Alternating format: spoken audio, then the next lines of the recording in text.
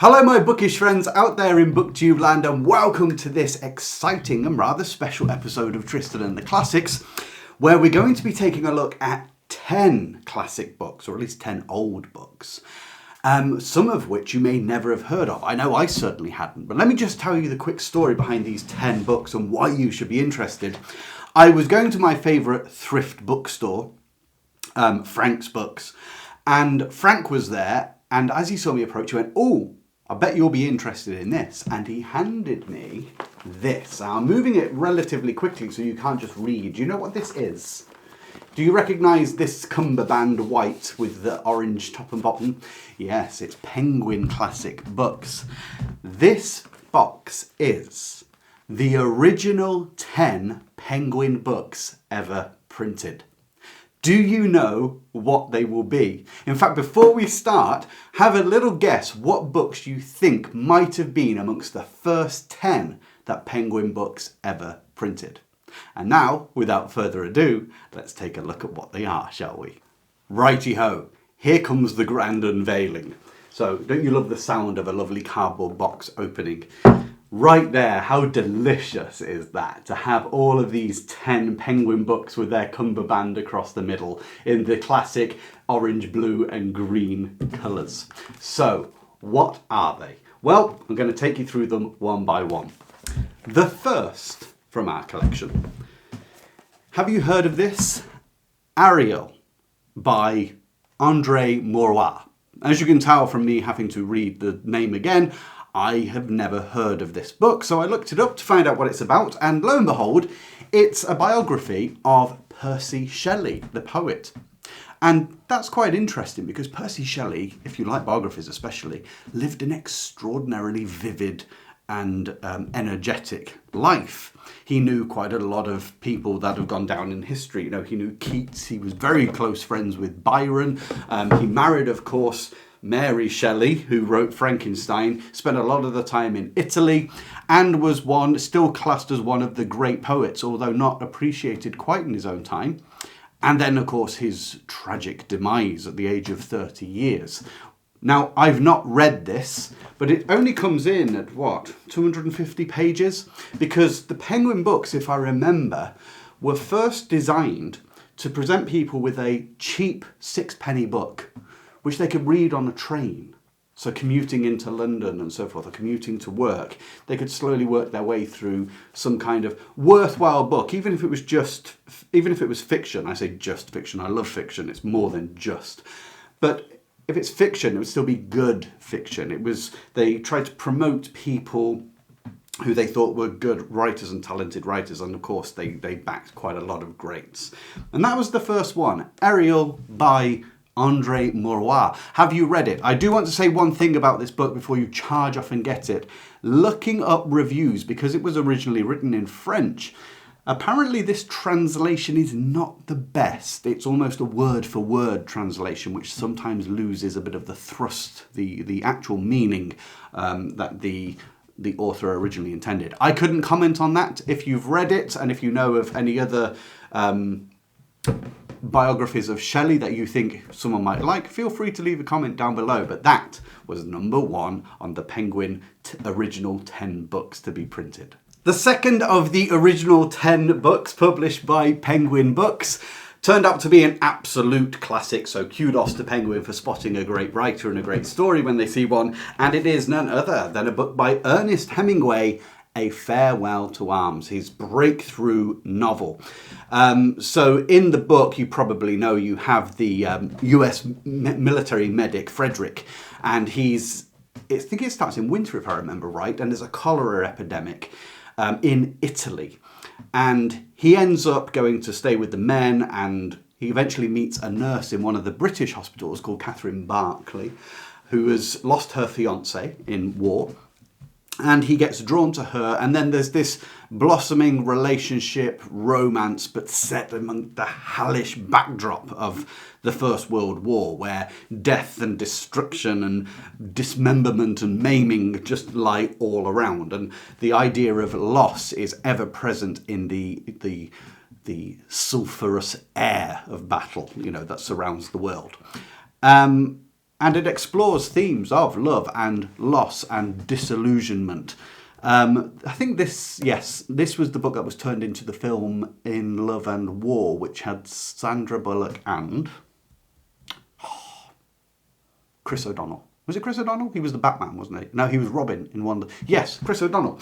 So that's this book, and of course this is, the quintessential First World War novel. I think it stands as the great example to write or match up to, and was Ernest Hemingway's pretty much his massive launch pad into literary stardom. So that was number 2, A Farewell to Arms by Ernest Hemingway. The third of our original 10 Penguin books to ever be printed is a book I've never ever heard of, although I do like the sound of it. But it is by an author who, this was one of his early books, who would later become one of the great comedic writers of the 20th century in Britain. And that is Eric Linklater. And the book is Poets Pub. So again, kudos to Penguin for launching the career of a great writer.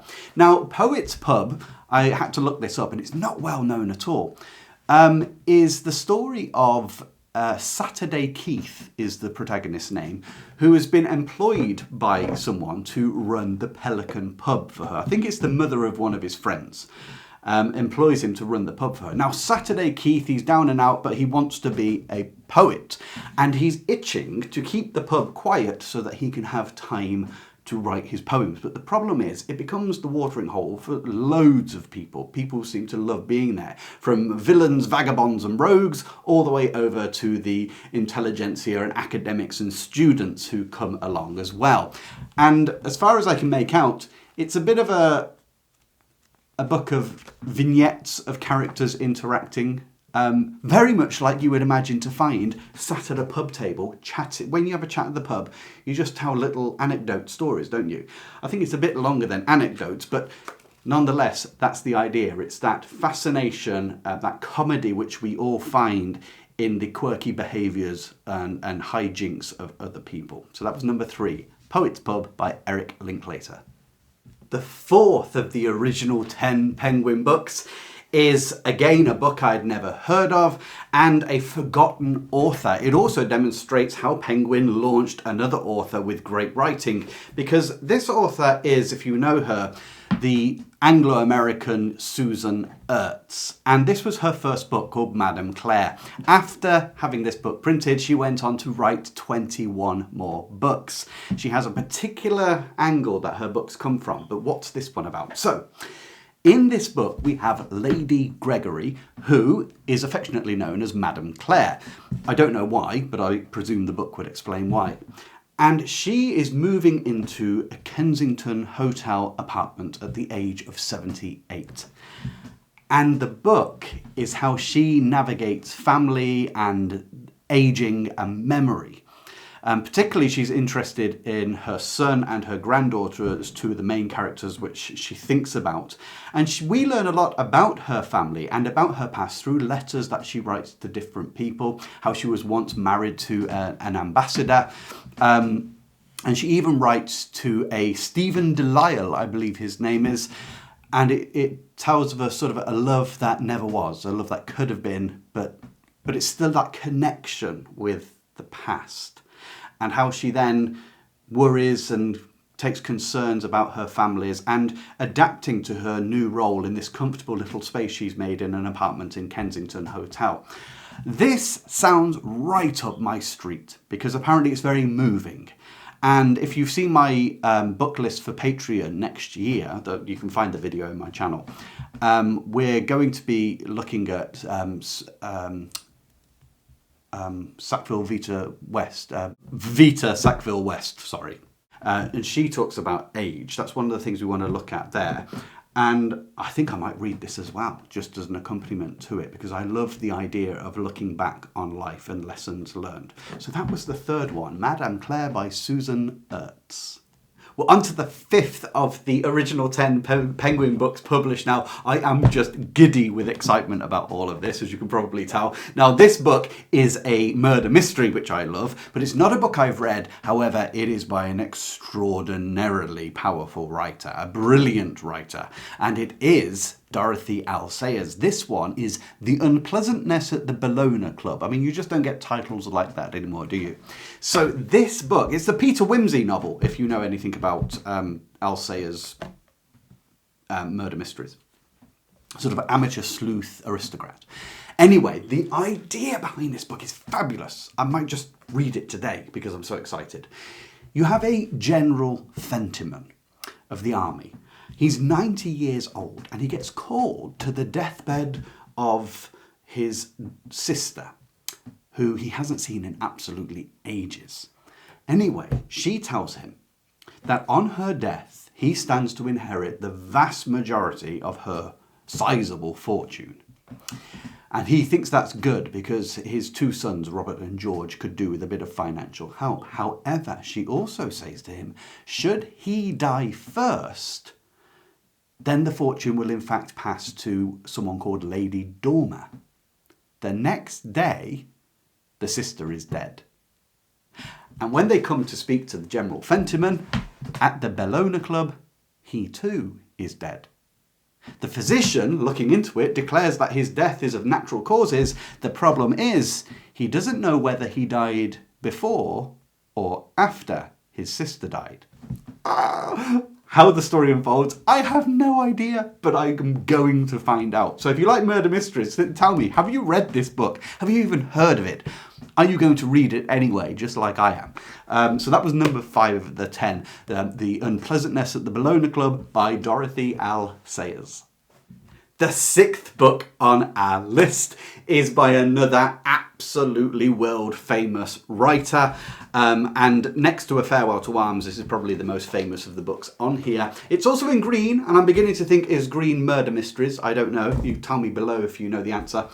It's Agatha Christie, and it's The Mysterious Affair at Styles. I know many of you will have read this, but here's a bit of a quiz question for you. Do you know what's so significant about this book? And I hope I've got this right. But it's the first book, I believe, in which Hercule Poirot appears, along with Captain Hastings. And so that's a big novel to pick up, and credit to Penguin for publishing it. I think Agatha Christie had some kind of link with Penguin Publishing, but I don't know for sure about that. Anyway, it's Styles Court is the scene in England, and Emily Inglethorpe is the woman, the heiress, the rich socialite who dies. And it's suspicious circumstances. In comes Poirot. And the death is ruled as a poisoning, but they can't work out who's done it. And there seems to be amongst the household numerous people who have means and motive to do it. And so begins the unwinding of the sticky, tricky web of deceit and lies and backstories that everybody has, until Hercule Poirot brings them all together and reveals the answer to everybody in his typical fashion. Wow, it's been a long time since I read this. I can't even remember who did it. So might be worth me reading it. The problem with murder mysteries, isn't it? You read halfway through and then suddenly something clicks. You think, I remember who did it now. Now, just to say about Agatha Christie, of course, she's probably the most famous of the British murder mystery writers. But it's often said, for instance, that she's not the greatest writer. In fact, Dorothy L. Sayers has the acclaim of being the most erudite, the most witty, the most intellectually satisfying writer of murder mysteries. They stand up on literary merit alone. But Agatha Christie's just got that plotty, twisty thing going on, which you don't see coming, which makes her so enjoyable to read. Anyway, the 6th one, Agatha Christie's The Mysterious Affair at Styles. The 7th book on our list is by an author I have never even heard of. And I feel embarrassed to say it because I'm doing research. This man was prolific and so widely varied in his writing. And it is the book 25 by Beverly Nichols. Now, before I tell you what this book's about, I'm just going to tell you about Beverly Nichols from what I found out about him. He wrote so much stuff. You know, he wrote journalism, he wrote essays, He wrote novels, he wrote mysteries, he wrote about cats, 3 books about cats. He had a particular penchant for writing about gardens and country homes in big gardens and how to look after them. In fact, he wrote a book called How Does Your Garden Grow? Taken from the nursery rhyme, no doubt. He wrote books on religion, he wrote at least 1 book on humour, he wrote books on history, he wrote 6 autobiographies. That's interesting. He also wrote 1 biography on, tickled me this, Somerset Maugham, called A Case of Human Bondage. But it's about the writer Somerset Maugham and his interior designer wife, Siri. That sounds more like a comedy. Anyway, obviously it wasn't for Siri and Mr. Maugham. He also wrote children's books. So, talk about varied in, not being pinned down by one idea. This book, 25, is the first of his 6 autobiographies. And it's quite unusual. As the name suggests, it was written when he was 25. So how do you write an autobiography when, you've only had a small part of your youth pass? That's partly what makes this book apparently really interesting to read, because it's everything, life as perceived, with all the experience he's had to this point. And it's pretty much a reflection on life of his elders and his betters. And so I can imagine it can be quite maybe scorning at times, maybe critical. I don't know. I have no idea because I've never read his works before. But the idea of reading a book, an autobiography by a 25-year-old who clearly demonstrates over the course of their life that they have a knack for expressing things, very much intrigues me. How about you? Our 7th book of the original 10 Penguin books that were published is by the writer Emily Hilda Young, and this book is William. What's fascinating, well, there's quite a lot fascinating about this. Emily Young is a bit of an unusual character herself. Born in 1880, lived a very avant-garde life, and was very well involved in the women's liberation movement. She's a novelist, she wrote children's stories, and was a mountaineer. Didn't see that coming, did you? She actually belonged to the Fell and Rock Climbing Club. I always find it quite amusing that a large rock can be called a fell. I wouldn't want to join a climbing club that has the word fell in it. Anyway, I'm being distracted. This book, William, apparently has one of the most living, real, well-drawn characters you can ever read of an ordinary person. His name, funnily, in the book is William Nesbit, and he's an ordinary family man after World War I, and it's how he tries to help his children grow up, and after they're married as well. He works out, well, he feels that he wants to help them, but he has favourites amongst them. And then a scandal is caused by one of the daughters. He actually has done well for himself. He used to work on a ship, but has built his way up to becoming a business that builds ships.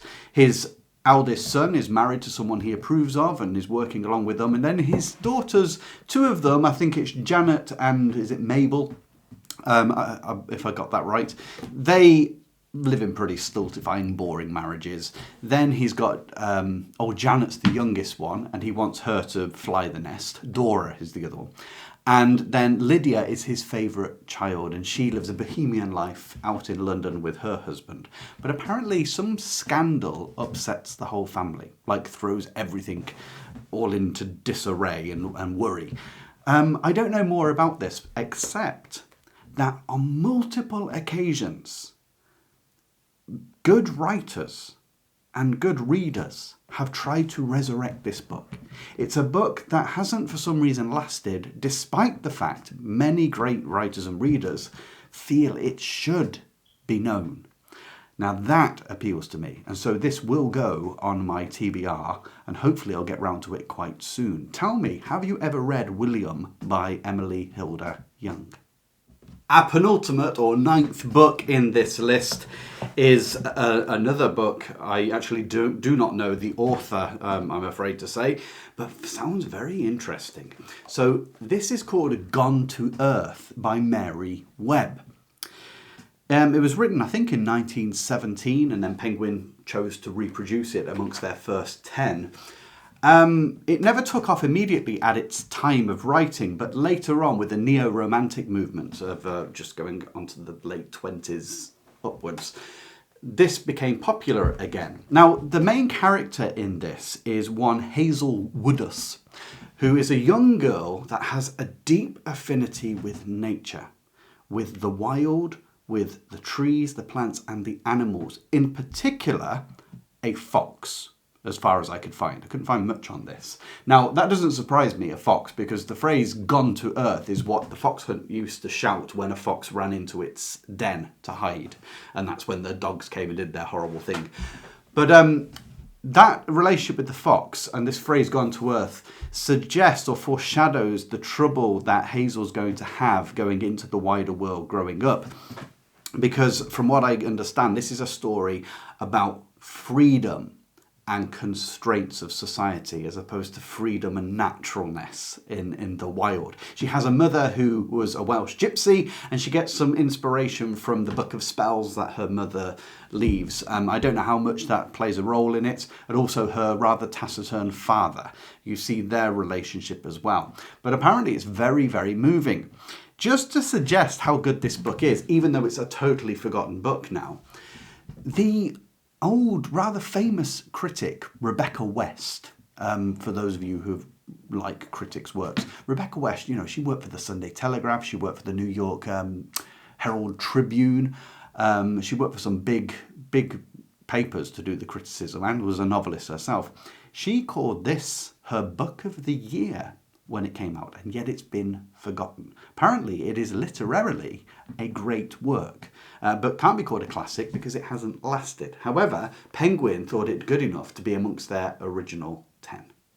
So we're at the 10th of the 10 books that Penguin chose to print as their first ever 10 books. Who knew they'd become the company they'd become?